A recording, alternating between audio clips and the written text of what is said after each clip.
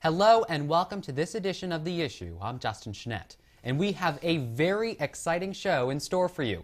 This week's topic is the presidential inauguration. Millions of people, flashing cameras, and thousands of portable toilets are just a few of the many attributes of the inauguration of the 44th President of the United States. As Miss Cody would say, every inauguration is historic. But what made this ceremony extra special was the fact the first African American was sworn into the highest office in the land. Barack Obama took the oath of office a few minutes after noon on a brisk January day. After fumbling the words due to Chief Justice Roberts misplacing the word faithfully in the presidential oath, millions of people in the mall and millions more watching from around the world felt a swell of mixed emotions. Those especially who lived through the days of segregation about 50 years prior felt an overwhelming sense of pride and positive disbelief. I think President Obama said it best in his inauguration speech, Justin, when he said, 40 years ago there were restaurants that wouldn't have seated my father, and today I'm taking this most solemn oath. Race may have not been a part of the campaign, but it sure made some very proud of their country. I think it's pretty miraculous that the day after Martin Luther King would have turned 80, we swear in the first African American president, and that really speaks to the true nature of this great melting pot that we have with a country of 300 million, and that we're able to embrace diversity. So few years after the Civil Rights Movement, and really so few years after the institution of slavery was abolished. I think it's just absolutely amazing, and I'm proud. If you were lucky enough to snag a congressional ticket, you had to stand in frigid temperatures to witness history unfolding before your very eyes. From the tone and energy of the crowd, it was well worth the near frostbite conditions. While school was still in session for most students across the country, hundreds of Thornton Academy students and faculty still managed to fill the auditorium, atrium, and library to the brim. As Obama publicly became the commander-in-chief, you couldn't hear a pin drop in the room. The tone soon changed from great anticipation to thunderous applause and cheering that seemed to almost rumble school grounds. All seemed to be in the moment, but some were so moved they couldn't hold back their emotions. Tears streamed down the faces of several faculty members and even some students. It was really exciting because it's the first inaugural speech I've ever watched, and to be here in the library watching it with all of everybody else who was here watching it with me, it was just a real sense of school community, and it felt really cool. Afterwards, Obama gave a speech laying out his blueprint for change. His speech was very powerful, and all in general, he got his word out, and he said what he was going to do, and he wants to accomplish it. For a short time, we were all one nation, one people, and one race. The things that divided this nation blurred and were briefly forgotten or set aside. Any shreds of political discourse or ill will seemed to have almost disappeared completely. We were all human beings, and more importantly, we were all members of this global community we call planet Earth. The question becomes, will this sense of hope, unity, and optimism for change carry over throughout Obama's first and possible second term? Here to talk about his inaugural experience is Thornton Academy history teacher, Mr. Beliveau. Welcome to the show. Thank you, Justin. It's good to be here. I'm a big fan of your show. Great. Let's get started. As I understand it, you have a special story behind how you retrieved your inaugural tickets. Can you explain? That's right. My older brother, Emmett, has worked for Mr. Obama since 2007, early 2007, January. So he basically was on the campaign for almost 2 years as the director of advance, which means if Obama was going to go somewhere, Emmett would plan the event for the speech or the rally or what have you. So after he won, he obviously had some nice access and was able to secure a bunch of tickets for friends and family members.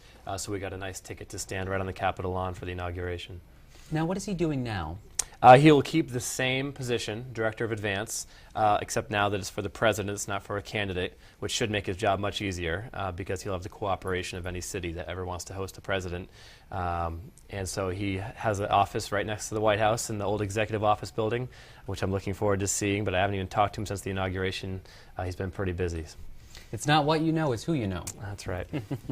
Now, describe your Inauguration Day experience, starting from you woke up till when you went to bed. Oh, let's see. That's a long day. We woke up very early.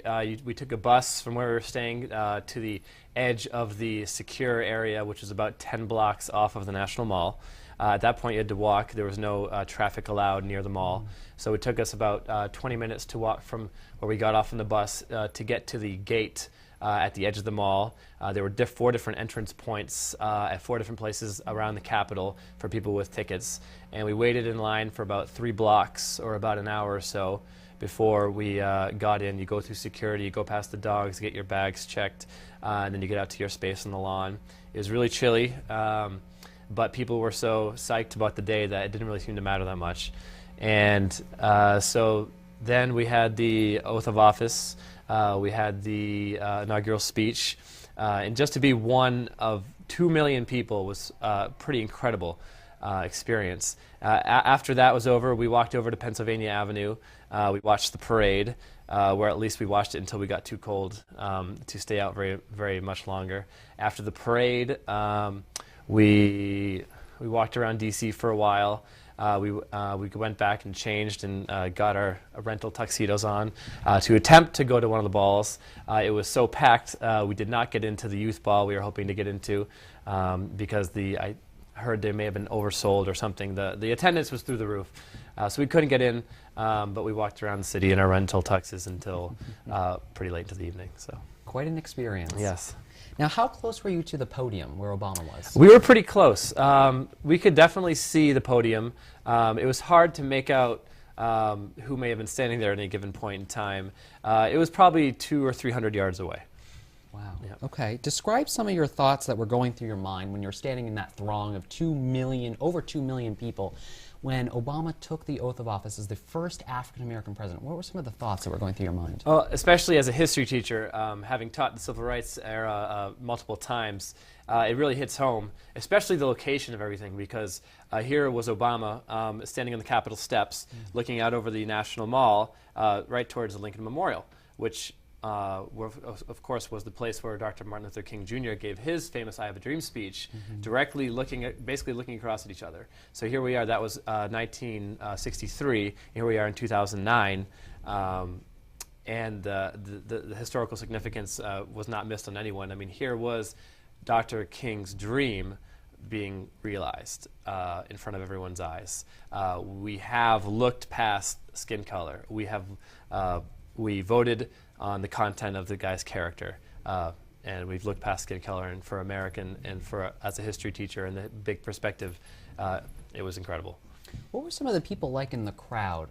Was it a mixture of Democrats, Republicans, whites, blacks, Hispanics? What was it like? It was definitely a rainbow crowd. I mean, I can tell you who was standing around me. I had one guy from Tennessee, I had one guy from D.C., I had one guy from Colorado, I had one guy from Virginia, I had one guy, my family members, my wife, of course, were all from Maine. So, I mean, people from all over the place, all with different stories about how they ended up there or why they wanted to be there. But there was such a feeling of unity above everything else. Everyone wanted to be there. And I talked to some people who didn't even vote for him and who were there, just because this was a time for the country to come together. Everyone is super psyched to be there. And the energy was just electric. As a history teacher, can you think of any other time in history that same energy level was felt among so many millions of Americans? I mean, I think it's maybe even close to the type of unity that I think a war might facilitate. Obviously, very different circumstances, but certainly not in my lifetime. I cannot think of anything. Okay. Moving forward, how can President Obama continue this same spirit of unity and optimism for change? I think what he can do is to keep doing what he has been doing, to keep that message of unity and bipartisanship alive. That whole phrase he loves to use, that we can agree to disagree, we can disagree, but we don't have to be disagreeable about it. I think if he keeps the positive tone and he continues to make an effort to actually work across the aisle and to work with people from the other end of the political spectrum, I think people respect that, and I think people look up to that a lot more than normal bickering that happens in politics. In one of his campaign promises, Barack Obama said, "I'm going to bring change to Washington. I'm going to change how Washington is run." And one of his, in addition to that, is bridging that gap between Democrats and Republicans, bringing that bipartisan spirit. But yet, on this first piece, really, of legislation that Obama has put his little stamp on, we are seeing strong partisanship in both the House and in some respects the Senate. Is that a clear representation of what it's going to be for the next 4 years?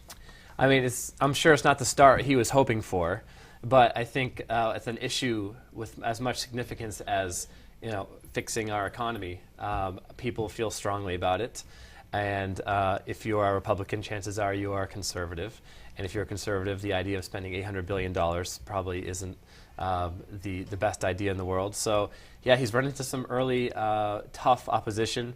I know he's hoping for a better outcome in the Senate, but that remains to be seen. But I really hope this is not a symbol of what's to come. Sounds like quite an experience. Thank you so much for coming on the program. Thank you for having me, Justin. And thank you so much for watching. I'm Justin Schnett. Remember to become aware with issues of the day, get involved in your community. This has been The Issue. See you next time.